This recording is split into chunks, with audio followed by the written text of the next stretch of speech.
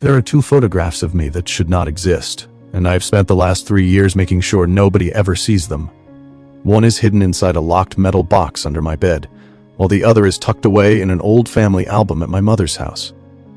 Every time I visit her, I find an excuse to take that album off the shelf before anyone else can reach it, because if someone looks closely at that photograph, they will notice something that should be impossible. Both men in that picture are me. They are wearing the same clothes, standing only a few feet apart, and smiling at the camera as though nothing is wrong. I know exactly how that photograph was taken, and I know why one of us should never have existed in the first place.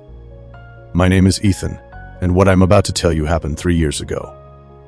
I have kept it to myself for a long time because I knew nobody would believe me, but after what happened to another man last month, I don't think staying quiet is the right thing to do anymore. The story began with a phone call from my Uncle Raymond. He had worked as a maintenance supervisor at Blackbriar Estate for longer than I could remember. The estate sat several miles outside town behind rusted gates and a long gravel road that disappeared into thick woods. Most people believed the place had been abandoned decades earlier, but that was never true. A small crew still visited every few weeks to inspect the buildings, repair broken utilities, and make sure trespassers had not found their way inside. Raymond had never complained about the work. As far as I knew, it was the quietest job he had ever had, so when he called asking for a favor, I assumed he simply needed an extra pair of hands. He told me he had twisted his ankle while repairing an old stairwell and could barely put weight on it. The inspection scheduled for that night could not be postponed because someone from the company would be reviewing the maintenance log the following morning. He asked if I could unlock the buildings, walk through the inspection route exactly as it was marked on the map, check that everything was secure, lock the doors again, and leave before sunrise. It sounded simple enough, and I had no reason to refuse. Raymond trusted me, and I trusted him. If he said it was routine, then I believed him. When I arrived at his house to collect the keys, he did something I had never seen him do before. Instead of handing them over immediately, he opened his wallet and carefully unfolded a piece of paper that looked as though it had been folded and unfolded hundreds of times. The edges were worn white, and the ink had faded in places, yet every word remained perfectly readable. He placed it in my hand and waited until I looked up at him before speaking. He told me that he did not care whether I remembered the inspection checklist, because he could always explain a missed report to his manager. But if I forgot even one line on that page, there would be consequences that no report could fix. I laughed and asked if he was trying to scare me before sending me into an empty building at night, but he never laughed back. His expression remained completely still as he told me he had worked at Blackbriar Estate for 15 years, and the only reason he was still alive was because he had never treated those rules like a joke. There were only 3 of them. The first one immediately caught my attention because it sounded completely ridiculous. It said that I was never to leave behind any part of myself inside the estate. If I lost blood, hair, skin, a tooth, or even a fingernail, I had to recover it before leaving, no matter how long it took. The second rule instructed me never to answer anyone who greeted me by my full name inside the estate after midnight, even if the voice belonged to someone I knew. The third rule was shorter than the others. It simply warned that if I believed someone had followed me out of the estate, I was to drive home without stopping and never look into the rearview mirror until I reached my driveway. I remember folding the paper and slipping it into my jacket because I thought Raymond had spent too many years working alone in an old place that encouraged strange superstitions. Before I left, he called my name one last time and said something that stayed with me long after everything else had fallen apart. He told me that people always assume a person is unique because no one else has lived their life, shared their memories, or carried their name. Then he looked directly into my eyes and quietly said that some things do not need a lifetime to become you. Sometimes all they need is a tiny piece that everyone else would throw away without a second thought. At the time, I smiled, pocketed the keys, and drove toward Blackbriar Estate, convinced I was listening to nothing more than an old man's superstition. I had no idea that before the night was over, I would break the very first rule without even realizing it. The drive to Blackbriar Estate took a little over 40 minutes, and the farther I got from town, the quieter everything became. Houses slowly disappeared until the only things lining the road were thick trees and the occasional utility pole. My phone lost signal about 10 minutes before I reached the entrance, and I remember thinking it was strange that the company still maintained a place so isolated. The rusted front gate was exactly where Raymond had described it. I unlocked the chain, drove through, and locked it behind me before continuing down the gravel road. The estate finally came into view through the trees. It was much larger than I had imagined. Several stone buildings surrounded a courtyard that had long been reclaimed by weeds. Nothing about the place looked haunted. It simply looked forgotten. I parked beside the maintenance shed, grabbed the flashlight, keys, inspection sheet, and the folded rules from my jacket pocket. Before unlocking the first building, I read the paper one more time, mostly because I wanted to prove to myself how ridiculous it sounded. The first rule still made me shake my head. Recover any part of yourself before leaving. I laughed quietly and slipped the paper away again. Looking back now, I think that was the last moment I felt completely normal. The inspection itself was painfully ordinary. I checked electrical panels, water pipes, emergency exits, and old storage rooms that had not been touched in years. Dust covered almost every surface, and several doors groaned loudly enough to echo through the empty hallways. Every room matched Raymond's checklist perfectly. Nothing had been vandalized, no windows were broken, and none of the alarms had been triggered. The silence became so predictable that I eventually stopped noticing it. About halfway through the inspection, I squeezed past an old filing cabinet that had partially collapsed against the wall. As I pushed myself through the narrow gap, my right hand scraped against a jagged piece of rusted metal. The impact wasn't hard enough to cut me, but I felt my thumbnail catch on something. A sharp sting shot through my thumb, and when I pulled my hand back, the corner of my thumbnail had snapped off. I looked down immediately. The broken piece couldn't have been larger than a grain of rice. It landed somewhere between the cabinet and the wall. I crouched with my flashlight and searched for it.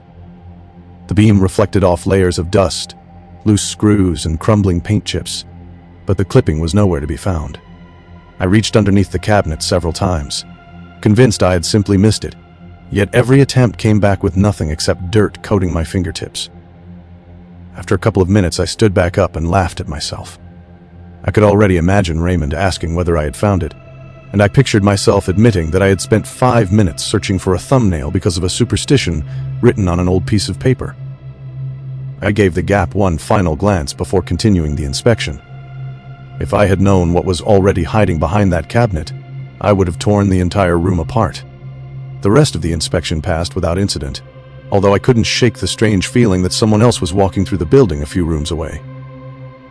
Every so often I would hear what sounded like another set of footsteps, but each time I stopped to listen, they stopped too. I convinced myself the old building was settling. Concrete expands at night. Pipes creak. Old places make noises. There was always a reasonable explanation, and I held on to those explanations because they were far easier to accept than the alternative. By the time I finished locking the last building, the sky had begun to lighten slightly. Raymond had told me to leave before sunrise, so I headed back toward my truck, climbed inside, and started the engine. As I drove through the estate toward the front gate, my headlights swept across the maintenance shed one last time. For just a second, I thought I saw someone standing beside the wall. The figure wasn't moving. It wasn't waving. It was simply watching my truck leave. I slowed down, trying to make out who it was, but the headlights shifted with the turn in the road, and the figure disappeared into darkness. I told myself it had probably been a broken post or an overgrown bush casting an odd shadow. I unlocked the gate, pulled onto the main road, locked it behind me, and began the drive home. I had almost forgotten about the third rule until something caught my eye. There was another pair of headlights behind me. They hadn't been there when I left the estate. The headlights stayed behind me for the entire drive out of the mountains. I kept telling myself there had to be a reasonable explanation, because the alternative was ridiculous. Someone else could have been heading toward town. They could have lived in the same direction as I did. They could have simply been taking the same route. Every explanation sounded believable until I decided to test it. Instead of taking the quickest road home, I turned onto an older side road that added nearly 10 minutes to the drive. It was a road I rarely used because it passed through an industrial area that was almost completely deserted at night. There were no restaurants, no houses, and very few streetlights. If the driver behind me was simply heading home, they would have continued straight toward town. The headlights turned with me. I felt my fingers tighten around the steering wheel. I slowed down to nearly half the speed limit, pretending I was looking for an address. The vehicle behind me slowed down as well.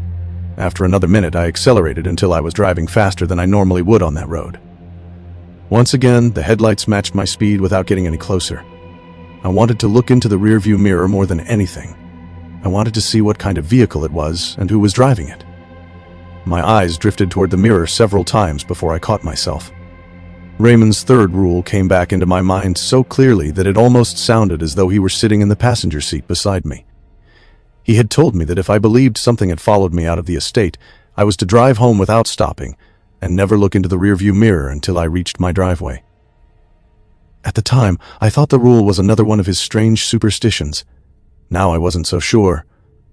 I reached the first traffic light outside town and quietly hoped it would turn red. As strange as it sounds, I wanted an excuse to stop naturally without breaking the rule myself. Instead, the light stayed green, and I drove straight through the intersection. I passed 2 late-night convenience stores that were still open. Their bright signs reflected off my windshield, and for a brief moment, I considered pulling into one of their parking lots just to prove to myself that I was overreacting. Then I remembered something Raymond had said before I left. He never told me what would happen if I ignored the rules. He only told me that the people who laughed at them never came back. That sentence was enough to keep my foot on the accelerator. The closer I got to home, the more normal everything became. There were other cars on the road now. A taxi drove past me in the opposite direction. A couple stood outside a fast food restaurant waiting for their order. A delivery rider pulled out from a side street just ahead of me. Seeing ordinary people going about their lives made the fear I had been carrying since leaving the estate begin to fade. Whatever had been following me surely would not continue into a neighborhood filled with witnesses. I turned onto my street and finally pulled into my driveway. I switched off the engine, but I didn't move. The silence inside the truck felt heavier than the silence at the estate. My eyes kept drifting toward the rearview mirror, yet I resisted looking for several more seconds. It almost felt childish, but after everything that had happened, I didn't want to break the rule at the very last moment. When I finally looked up, the road behind me was completely empty. Not a single pair of headlights, no parked vehicle, nothing. I opened the driver's door and stepped outside. The cool night air hit my face as I looked up and down the street. Every house was dark except for the porch light across the road. Whoever had been behind me was gone. I stood there for another minute before laughing quietly to myself. I convinced myself I had spent too many hours alone in an old estate listening to stories that had gotten into my head. I locked the truck, walked inside, took a shower, and fell asleep almost immediately. When I woke up the following afternoon, the previous night already felt less frightening than it had before I went to bed. I even considered calling Raymond just to tease him about his rules. Before I had the chance, my phone began ringing. The screen showed Emily's name. The moment I answered, she sounded cheerful. She asked if I had finally caught up on my sleep because I had looked exhausted when I stopped by earlier that morning. I frowned and asked what she meant. She laughed softly and reminded me that I had visited her apartment just after 8. She said I had knocked twice, smiled when she opened the door, and stepped inside without saying much. She thought I had come over to surprise her before going home to rest. I interrupted her and told her she had to be mistaken because I had been asleep at 8 o'clock. There was a brief silence before she laughed again, this time sounding slightly annoyed. She asked why I was pretending it hadn't happened. She even described the dark jacket I had been wearing and pointed out the broken thumbnail on my right hand because she remembered asking if I had hurt myself. The smile disappeared from my face. I had never told anyone about my broken thumbnail. Not Raymond, not Emily, not a single person. Yet somehow, she knew it was there. For several seconds, I couldn't answer her. My mind kept returning to what she had just said about my thumbnail. It wasn't the kind of thing someone would normally notice unless they had been standing close enough to hold my hand. I looked down at it again. The corner was still cracked, and there was a faint line of dried blood beneath the nail where it had caught against the cabinet. I knew exactly when it had happened, because I could still remember kneeling on that dusty floor, searching for the missing piece, before eventually giving up. I finally asked Emily if she was absolutely sure it had been me.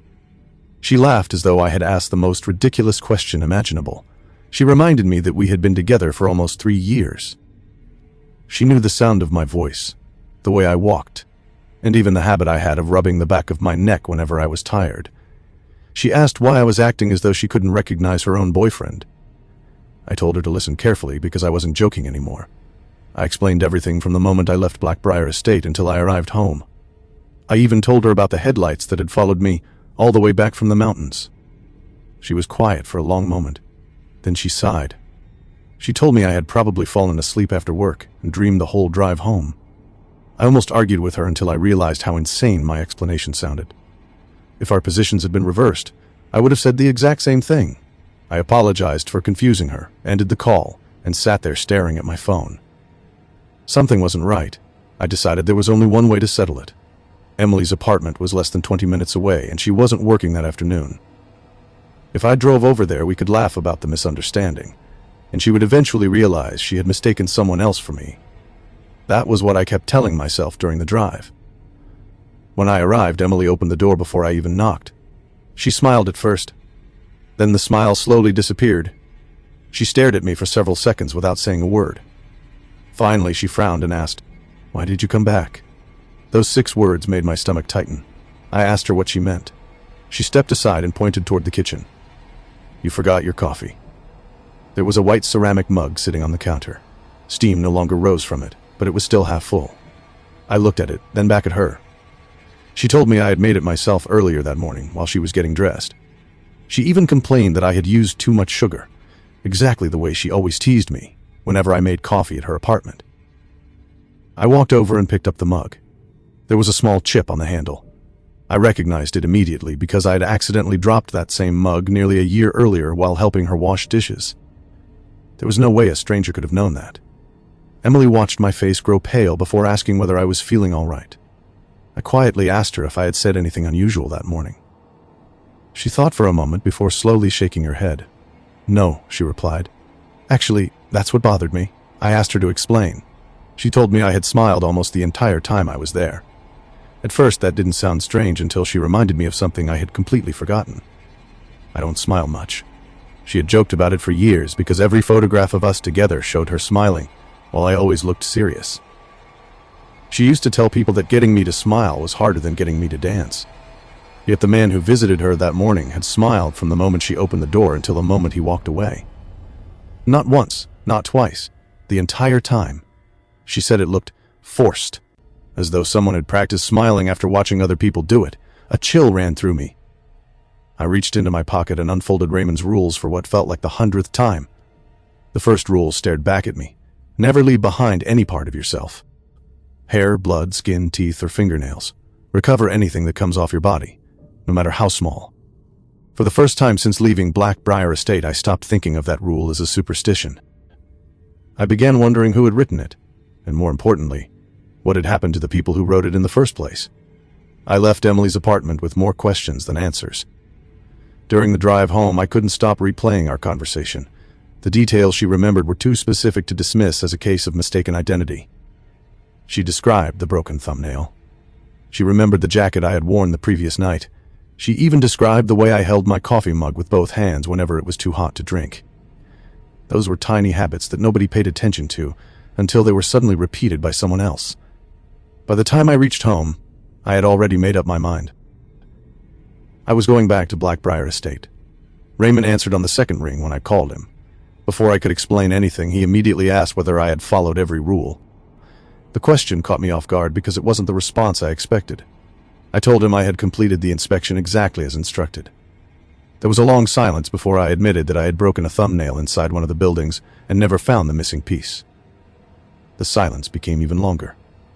When Raymond finally spoke again, his voice sounded completely different from the calm, confident man I had known all my life. He quietly asked me whether anything unusual had happened since I left the estate. I told him everything. I told him about the headlights. I told him about Emily. I even told him about the strange smile she said I had been wearing. He never interrupted me once. After I finished, he took a slow breath and asked me where I was. I told him I was standing in my kitchen. He told me to lock every door in the house. I laughed nervously and asked why. He didn't answer the question. Instead, he repeated himself. Lock every door. For some reason, I listened. I walked through the house, checking the front door, the back door, and every window. The entire time, Raymond stayed on the phone without saying another word. After I told him everything was locked, I expected him to finally explain what was happening. Instead, he asked me another question. He wanted to know whether anyone besides Emily had claimed to see me that morning. I told him no, at least, not yet. He quietly replied that was both good and bad. Good because whatever had left the estate was still learning. Bad because it had already found someone who knew me well. I asked him what he meant. He ignored the question and told me to drive back to his house immediately. When I arrived 20 minutes later, Raymond was already waiting outside. I had expected him to invite me inside, but instead he led me into the garage and closed the door behind us. He walked over to an old metal cabinet, unlocked it with a small brass key, and removed a thick leather journal that looked far older than anything else in the room. He placed it on the workbench between us. The cover was badly cracked, and several pages had been repaired with yellowed tape.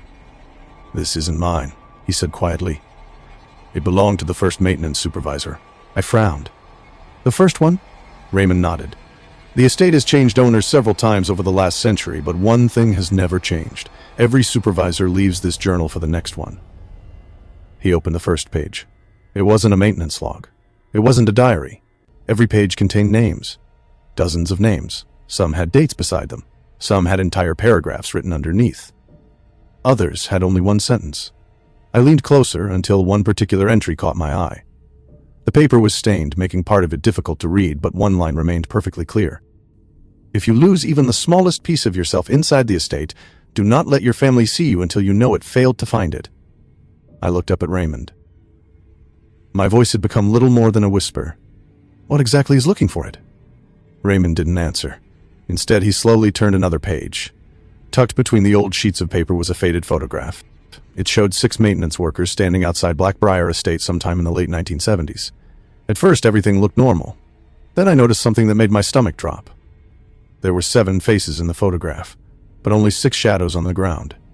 I stared at that photograph for what felt like several minutes. At first, I thought my eyes were playing tricks on me, so I counted again. 6 men stood shoulder to shoulder in front of Blackbriar Estate. They all cast long shadows across the ground because the photograph had clearly been taken late in the afternoon. But only 6 shadows stretched across the dirt while 7 faces stared back at the camera. The man standing at the far end of the group had no shadow at all. Once I noticed it, I couldn't stop looking at him. He appeared perfectly normal. He wore the same maintenance uniform as everyone else. He smiled just like the others. If someone had handed me that photograph without warning, I never would have questioned it. Raymond carefully took the picture from my hands and slid it back between the pages of the journal before I could look any longer. He told me there was a reason nobody kept that photograph on display. The longer people stared at it, the easier it became to convince themselves that nothing was wrong with it. He said he had watched experienced investigators study it for nearly an hour before finally realizing they had counted the faces 3 different times without ever counting the shadows. I asked him to stop speaking in riddles and tell me exactly what was happening. He nodded slowly, pulled up an old wooden chair, and told me there was no point hiding the truth anymore. He said the people who built Blackbriar Estate were never the first people to use that land. Long before the buildings existed, travelers had already written about a place in those woods where people occasionally returned home. Different. At first, their families never noticed anything unusual. The return person looked the same, sounded the same, and remembered the same childhood stories. Then small details began changing. A husband suddenly preferred coffee after spending his entire life drinking tea. A daughter stopped recognizing songs she used to sing every day. A father who hated smiling suddenly smiled at everyone he met. None of those changes were frightening on their own, but together they convinced the older villagers that the person who came home was not the same person who had left. I asked whether he was talking about ghosts. He shook his head. Then he said a single word I had never heard before. Mimics. The name sounded almost disappointing after everything that had happened. I expected something ancient or impossible to pronounce. Instead, it was a simple word. Raymond explained that the name wasn't old at all. The original stories had called the creatures many different things depending on the region, but every generation eventually settled on the same description. They copied people. They learned people. They became people. That was why everyone simply called them mimics. I asked him whether one of those things had followed me home. He looked directly into my eyes before answering. No. The answer confused me. He continued speaking before I could interrupt. It didn't follow you. It became interested in you before you ever left. He reminded me of the first rule. Never leave behind any part of yourself. Then he explained the part the company never wrote down. A mimic cannot copy someone by simply looking at them. It needs something that still belongs to them. A fingernail, a tooth, hair pulled from the scalp, fresh blood, anything caring enough of the person to learn who they are. The moment he said that, I remembered kneeling beside the old filing cabinet searching for my broken thumbnail. I remembered giving up after only a couple of minutes. Raymond quietly said that by the time I walked out of that room, something else had probably already found it. I asked him why nobody had warned me. His face filled with regret. I did. He wasn't wrong. He had handed me the rules before I entered the estate. I had simply decided they were superstition. The garage fell silent. Neither of us spoke for nearly a minute. Then my phone vibrated inside my pocket. Emily was calling again. I answered immediately. She sounded frightened this time. She asked me where I was. I told her I was at Raymond's house. Another long silence followed. Then she whispered something that made every hair on my arm stand up.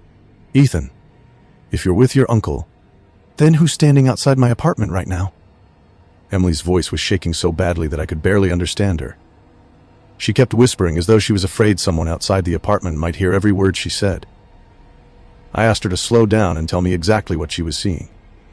She took a deep breath before explaining that someone had been standing outside her building for almost 10 minutes. At first, she assumed I had come back because we ended our conversation awkwardly earlier that afternoon. She almost went downstairs to let me in until she noticed something that didn't feel right. She said I wasn't moving. I asked what she meant. She told me I was simply standing beside my truck with my hands resting at my sides, staring directly at the entrance to her apartment building. I wasn't looking at my phone. I wasn't knocking on the door. I wasn't pacing around. I was just standing there, watching. I felt my stomach twist. I asked whether she could clearly see the person's face. She replied that she could. She insisted it was me. Every detail matched. The same clothes, the same haircut, the same broken thumbnail. She even said that every few seconds I smiled. Not a normal smile. The same uncomfortable smile she had mentioned earlier. It never seemed to change. It never disappeared. It simply stayed on my face. Raymond took the phone from my hand before I could say another word. He introduced himself and calmly asked Emily to do exactly as he said. He told her not to go downstairs under any circumstances. He also told her not to wave through the window, call out my name, or let the person outside know she had seen him. She immediately asked whether she was in danger. Raymond hesitated. Then he answered in a way that frightened me even more. He said she would only be in danger if the thing outside realized it had made a mistake. Emily quietly asked what mistake he was talking about. Raymond looked at me before answering. "It thinks Ethan is alone." The line went silent. After another moment, Raymond asked her one final question. He wanted to know whether the person outside had tried to enter the building. She said no. He had simply been standing there the entire time, watching. Raymond ended the call and handed my phone back without saying a word. He walked to another shelf inside the garage and removed a folded map of Blackbriar Estate. It was older than the one I had used during the inspection. Several sections had been marked with red circles and handwritten notes that looked decades old. He pointed to the room where I had broken my thumbnail. Then he drew his finger toward another part of the estate that wasn't on the public maintenance map. "There's another building underneath the estate," he said quietly. "The company sealed it years ago." I asked why. He told me nobody was supposed to know it existed. According to the journal, the maintenance buildings had not been constructed to protect the estate. They had been constructed to watch it. Generation after generation, the caretakers had remained there for one reason: not to keep people out, to make sure nothing came out. I felt the room become strangely quiet again. Then I remembered something Emily had said. I immediately unlocked my phone and opened the photo she had sent me a few minutes earlier. It was taken through her apartment window. The picture showed someone standing beside my truck exactly as she had described. At first glance, it looked like an ordinary photograph. Then I zoomed in. The face was mine. The clothes were mine. Even the broken thumbnail was visible where the person's hand rested against the side of the truck. Everything was perfect. Everything except the eyes. They weren't looking at Emily's apartment. They were looking directly at the camera, as if it had known she was taking the photograph. Before I could show Raymond, another message appeared beneath the picture. Emily had sent only 4 words. It just looked up. The moment I finished reading Emily's message, Raymond reached over, took my phone from my hand, and switched it off before slipping it into his pocket. I immediately asked what he was doing because Emily was alone, and if that thing was still outside her apartment, she might need to call me again. Raymond calmly told me that was exactly why the phone had to stay off. The mimic had copied my appearance, my voice, and many of my habits, but it was still learning. If it realized I was working with someone who understood what it was, it would stop making mistakes. Right now, every mistake it made was the only advantage we had left. He returned to the workbench and opened the old journal again. This time he flipped all the way to the final pages before carefully unfolding another sheet of paper hidden inside the back cover. Unlike the 3 rules he had given me the night before, this page wasn't written as a warning. It looked more like emergency instructions that had only been used a handful of times. Across the top of the page, someone had written a sentence in large black letters. If a mimic ever leaves the estate, do not hunt it. Return to where it was created. I asked him what that meant. He pointed toward my broken thumbnail. It wasn't born outside Emily's apartment, he said. It was born the moment it found that. I suddenly understood why the first rule had been written so specifically. The warning had never been about littering or superstition. The smallest piece of my body had been enough to give something beneath Blackbriar Estate exactly what it needed. Raymond spread an older map across the workbench. It looked almost identical to the maintenance map I had carried the previous night, except one section had been drawn by hand beneath the main building. He tapped the room where I had searched for my thumbnail, and slowly moved his finger downward until it rested on a part of the map that didn't officially exist. There is another level underneath the estate, he said. The maintenance buildings were never built to protect the property. They were built to watch whatever leaves below it. I asked him whether he had ever been down there. He nodded once. Only once. I asked what he had found. For a few seconds he didn't answer. When he finally spoke, his voice was quieter than before. I found people. The answer made no sense. He explained that the underground chambers were filled with human figures standing perfectly still. Some looked frightened. Others looked peaceful. A few looked as though they had been caught in the middle of smiling. Every detail was so lifelike that he had spoken to them, believing they were trapped visitors waiting for help. Then he noticed something impossible. Not one of them cast a shadow. The photograph from the journal immediately came back into my mind. 7 faces, 6 shadows. Raymond told me every figure underground had one thing in common. Each one was missing something small. One had a missing fingernail. Another was missing part of an ear. One had an empty space where a tooth should have been. It was almost as though each person had lost a tiny part of themselves before disappearing forever. While Raymond was speaking, I continued turning the pages of the journal. Near the back, I found another handwritten note that looked much newer than the others. Rule 2 exists to protect the witness, not the victim. If someone sees both the original and the mimic together before the bond is broken, the witness unknowingly decides which one belongs in this world. The other is taken instead. I read the sentence 3 times before it finally made sense. The rule had never been about me. It was about everyone I cared about. Just then, the telephone inside Raymond's house began ringing. Neither of us expected anyone to call. Raymond walked inside to answer it while I remained in the garage, unable to stop staring at the journal. A few moments later, I heard him call my name. There was something in his voice that I had never heard before. Fear. I ran into the hallway and found him standing beside the telephone with the receiver still pressed against his ear. The color had completely drained from his face. I immediately asked whether Emily was all right because I assumed she had called back. He slowly lowered the receiver and placed it back onto its cradle. For several seconds, he simply stared at the phone without saying a word. Finally, he looked at me and quietly admitted he had been fooled. The caller had sounded exactly like Emily. The voice knew her name, knew my name, and spoke exactly the way she always did. Nothing about the conversation seemed unusual until the final few seconds. The voice suddenly stopped pretending. It gave a soft laugh. Then it calmly asked Raymond one question. "Why are you still helping Ethan?" Before Raymond could answer, the voice spoke one final sentence. "He doesn't belong to you anymore." The line went dead. Raymond slowly looked up at me. "It knows we're coming." Raymond didn't waste another second. The moment he set the receiver down, he walked back into the garage, opened the old metal cabinet, and removed a small canvas bag that looked as though it had been prepared years earlier.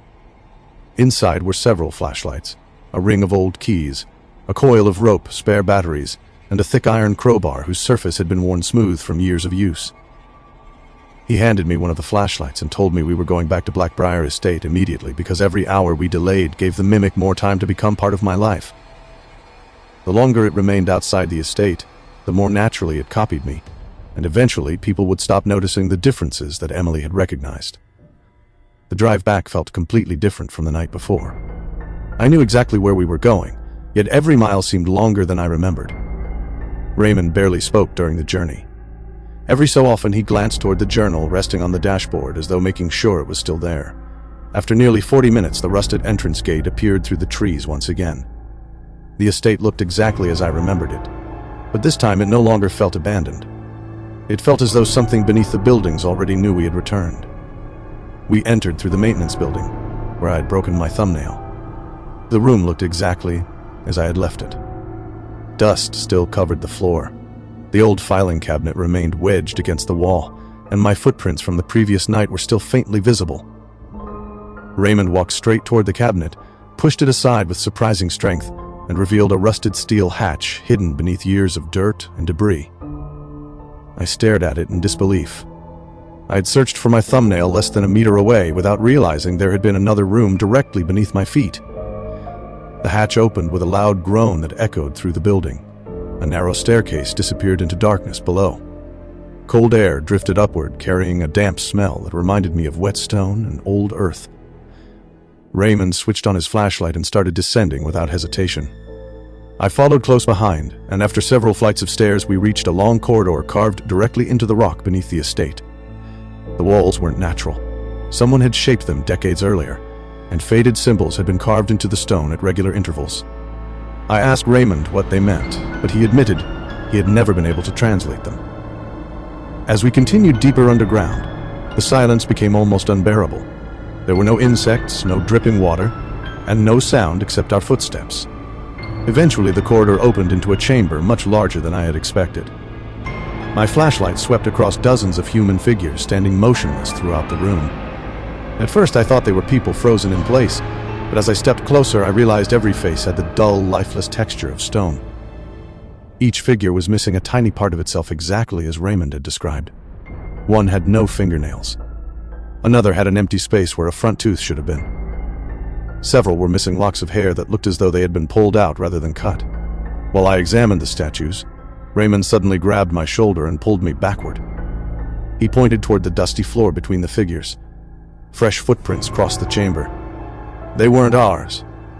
The dust had been disturbed only recently, and the tracks continued through another doorway on the opposite side of the room. Someone had walked through the chamber not long before we arrived. Raymond quietly said there was only one person it could be. We followed the footprints through the doorway until they ended inside a circular room unlike anything else beneath the estate. The walls were covered with hundreds of names carved into the stone. Some were so old they had almost disappeared, while others looked recent enough to have been cut within the last few years. Near the center of the room stood a shallow stone basin filled with perfectly still black water. I stepped closer and looked into its surface. At first I saw only my own reflection. Then another face slowly appeared beside mine. It was smiling. I spun around immediately, expecting to find someone standing behind me. There was nobody there. When I looked back into the water, the second reflection hadn't disappeared. It was still there, except this time, it smiled before I did. I stared at the black water until Raymond pulled me away from the basin. He told me not to look into it again because the mimic had already learned enough about me to use my own reflection against me. I wanted answers, but he reminded me that we weren't there to understand the place. We were there to end what I had started the moment I left my broken thumbnail behind. Raymond led me to the far side of the chamber where a narrow passage ended at an old stone door. Unlike everything else underground, this door had no carvings or symbols. The only thing set into its surface was a small hollow about the size of a thumbnail. Raymond opened the journal one last time and showed me a page I had somehow overlooked. It explained the final rule that maintenance supervisors never wrote on the paper handed to new workers, because they believed nobody should ever need it. If a mimic was born from part of your body, the bond could only be broken where it began. The original had to willingly offer another piece of themselves. Not as food, but as proof of ownership. The mimic had stolen my identity through something I had lost by accident. I would have to reclaim it through something I gave willingly. Before I could ask what that meant, footsteps echoed from the corridor behind us. They were slow, calm, unhurried. I turned my flashlight toward the entrance. Someone walked into the chamber wearing my jacket, my jeans, and my boots. Even the broken thumbnail on its right hand matched mine perfectly. If I had been looking at a photograph, instead of standing a few feet away, I would have believed I was looking at myself. The only difference was the smile. Emily had been right. It wasn't a human smile. It was the smile of someone who had spent days practicing how people were supposed to look when they were happy. The mimic looked at me, then at Raymond, and quietly asked why I was making things so difficult. It spoke with my voice so perfectly that hearing it felt like listening to a recording of myself. It said everyone already believed it was Ethan. Emily had welcomed it into her apartment. My mother had thanked it for bringing groceries. Soon there would be no reason for anyone to question which one of us was real. Then it looked directly at Raymond and said something that made me realize how dangerous the second rule really was. It asked him to decide. It calmly told him that one of us would leave the estate that night, and all he had to do was choose which Ethan he wanted to save.